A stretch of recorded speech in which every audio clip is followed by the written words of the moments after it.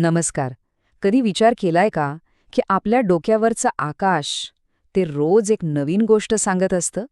आज आपण बरोबर तीच गोष्ट ऐकणार आहोत, दिवस आणि रात्रीच्या अद्भुत प्रवासाची.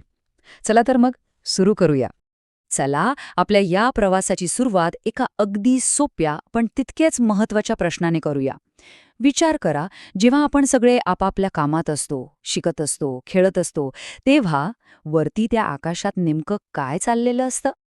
आणि आपल्या ह्या कहाणीचा पहिला आणि सगळ्यात महत्वाचा नायक, तो म्हणजे सूर्य. प्रत्येक दिवसाची सुरुवात होते त्याच्या त्या सोनेरी किरणांनी, जणू काही तो आपल्याला प्रेमाने नमस्कार करतोय. दिवस म्हणजे काय? एकदम सोपं आहे. जेव्हा सूर्य आकाशात तळपत असतो ना आणि सगळीकडे त्याचा प्रकाश पसरलेला असतो, ती वेळ म्हणजे दिवस. बस, इतकं सोपं. आणि हा सूर्य आपल्याला दोन खूप महत्वाच्या गोष्टी देतो. एक म्हणजे प्रकाश, ज्यामुळे आपण सगळं काही पाहू शकतो, आणि दुसरी म्हणजे उष्णता. हीच उष्णता आपल्याला छान ऊब देते, जी आपल्याला ऊन म्हणून जाणवते. एका गाण्यात किती छान म्हटलंय नाही का? उगवला सूर्य, झाला प्रकाश. आणि खरंच तर आहे. सूर्य उगवल्या उगवल्या बघा, अख्खं जग कसं उजळून निघतं. पण थांबा, सूर्य फक्त प्रकाश आणि ऊबच नाही देत, तो आपल्यासोबत एक मस्त खेळ पण खेळतो. तो खेळ आहे प्रकाश आणि सावलीचा. चला तर मग पाहूया, सूर्य आपल्या सावल्या कशा तयार करतो. अच्छा, मग ही सावली तयार होते तरी कशी? खूप सोप्पं आहे. बघा, जेव्हा कुठलीही वस्तू प्रकाशाचा रस्ता अडवते की लगेच तिच्या मागे एक गडद आकृती तयार होते. आणि हीच तर आहे आपली सावली. किती सोप्पं आहे नाही का? आणि यात एक गंमत पण आहे, माहितीये? आपली सावली काही दिवसभर सारखी राहत नाही, ती सतत बदलत असते. सकाळी बघा, सूर्य जेव्हा क्षितिजावर असतो तेव्हा आपली सावली एकदम लांब लांब असते.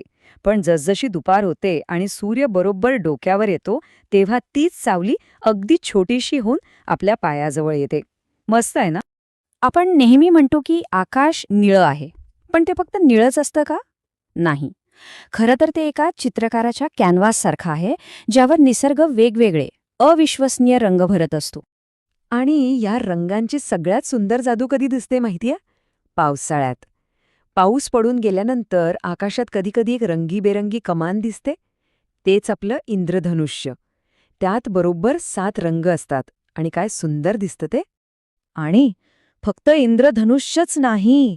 आकाशात ते जे पांढरे शुभ्र ढग तरंगत असतात ना, ते बघितल्यावर असं नाही वाटत की जणू काही कापसाचे मोठमोठे बोळेच तरंगतायत. बरं, मग दिवसाचा हा प्रवास पुढे सरकतो, सूर्य हळूहळू मावळतो, आणि मग आकाशाच्या रंगमंचावर काही नवीन पात्रांची एंट्री होते. सूर्य गेला की रात्र झाली. म्हणजे काय? तर अंधार पडतो आणि मग सुरू होतो चंद्र आणि ताऱ्यांचा खेळ. त्यांना चमकण्यासाठी मोकळं रान मिळतं. सूर्य आणि चंद्र यांच्यात फरक आहे. सूर्य कसा गरम, तेजस्वी, तो स्वतःचा प्रकाश देतो. आणि चंद्र, तो एकदम शीतल, शांत असतो.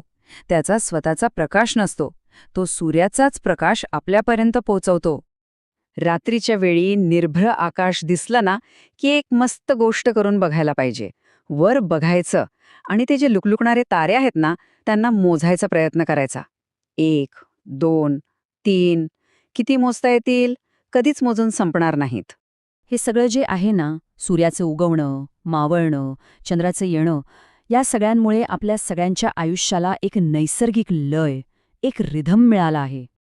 बघा ना, सकाळी सूर्य उगवला की आपण उठतो, शाळेत जातो. दुपारी सूर्य डोक्यावर आला की खेळायची वेळ होते. संध्याकाळी सूर्य मावळला की जेवणाची तयारी, आणि रात्री चंद्र चांदणे आकाशात आले की गोष्टी ऐकत ऐकत झोपून जातो. आपलं सगळं वेळापत्रक या आकाशाच्या चक्राप्रमाणेच चालतं. चला, जाता जाता एक मस्त कल्पना करूया.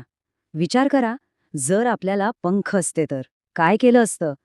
या विशाळ निळ्या आकाशात कुठे उडून गेलो असतो? काय शोधलं असतं?